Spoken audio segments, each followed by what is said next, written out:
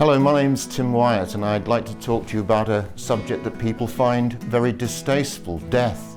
It's something I've been researching for many years, and I've just written a book called Everyone's Book of the Dead, which you're very welcome to read if you like. Now, throughout human history, death has been widely feared. Occasionally it's been revered, and usually it's been misunderstood by a great many people, and it still is. Fear of death blights many people's lives, but there's no reason why it should. It's a subject we avoid talking about wherever possible, especially in polite conversation. So, invariably, we choose to ignore it until it actually happens. Prevailing notions of death as extinction, as oblivion, or as annihilation of all consciousness aren't only mistaken, they're a myth. In fact, this is the biggest lie ever peddled to us on this planet. To use a modern phrase, you could say it was the ultimate in fake news. Our ancient ancestors knew that we're continually reborn in new bodies. But this timeless truth about rebirth, or reincarnation as it's called, like so many other truths, has been lost in this technologically dominated and highly materialistic civilization that we find ourselves living in.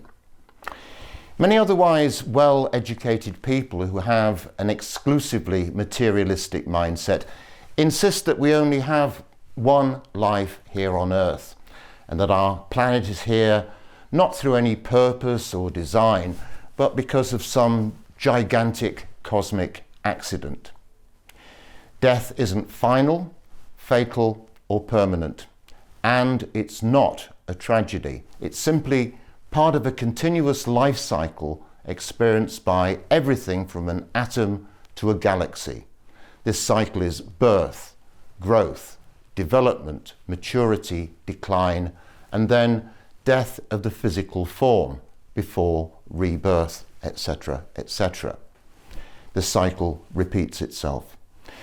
Down the ages, most cultures have believed in some kind of survival of the soul and rebirth. Originally, the Christian Church believed in reincarnation, but this was outlawed from their creed in the 6th century, and this was principally for political reasons. Yes, our physical bodies die, but there's far more to us than just flesh and bone. We have other subtle bodies which not only survive physical death, but thrive in the afterlife before being reborn as part of an eternal evolutionary journey in which all of us are engaged. We're frightened of death because we don't understand that it means a new beginning and not the end of everything. However, if you believe you only have one life here on Earth, then death is a truly terrifying prospect, unless your religion tells you there's some vague heaven or paradise somewhere waiting for you where you can while away eternity. And yet, more and more people believe in rebirth. When I was born back in the 1950s, these ideas were mainly confined to Eastern religions such as Buddhism or Hinduism. They were largely unknown in the West. But since then, things have changed dramatically, and we're living in new times.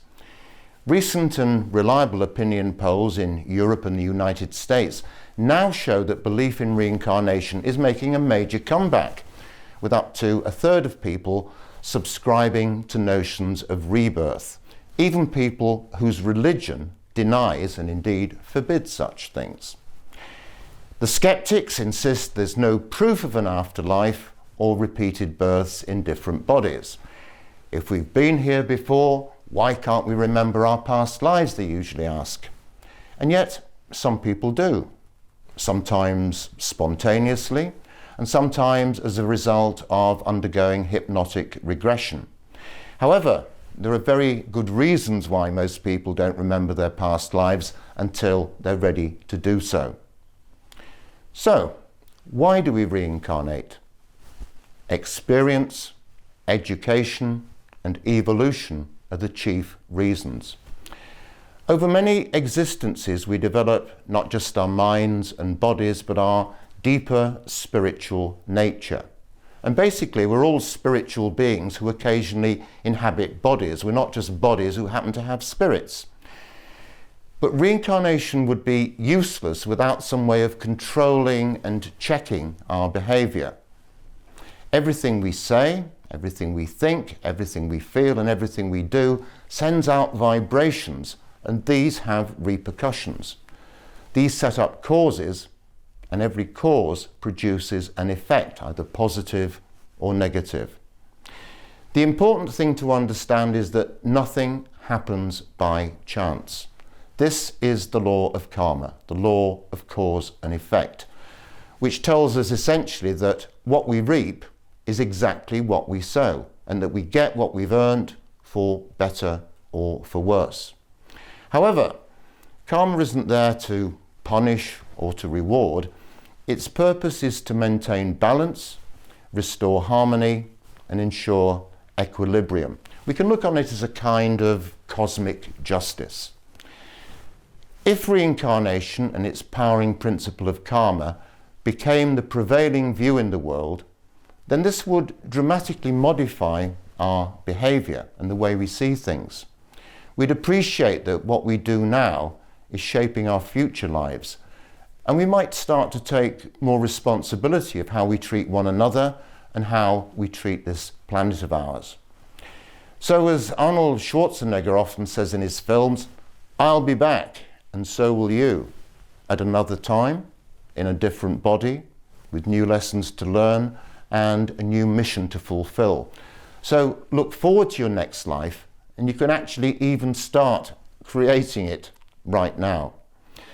Should you be interested in any of these matters, you might find my book, Everyone's Book of the Dead, helpful and informative, because it tries to explore death from every imaginable angle. And it also tries to demystify it. The book's got lots of colour illustrations and extensive research, and it focuses on the deeper, esoteric and secret interpretations of this mighty subject. The book explores in detail notions of dying and death itself, as well as what happens to us and where we go after we die. It analyses clearly, and I hope fairly concisely, the mysterious workings of these twin interdependent laws of karma and reincarnation, and it offers some highly persuasive scientific evidence for rebirth. It also examines death and dying in different cultures, in different religions, and in different spiritual traditions. But wouldn't it be easier to avoid this subject altogether? Well, not at all. Because if we change the way we regard death, then we also radically transform the way we look at life too.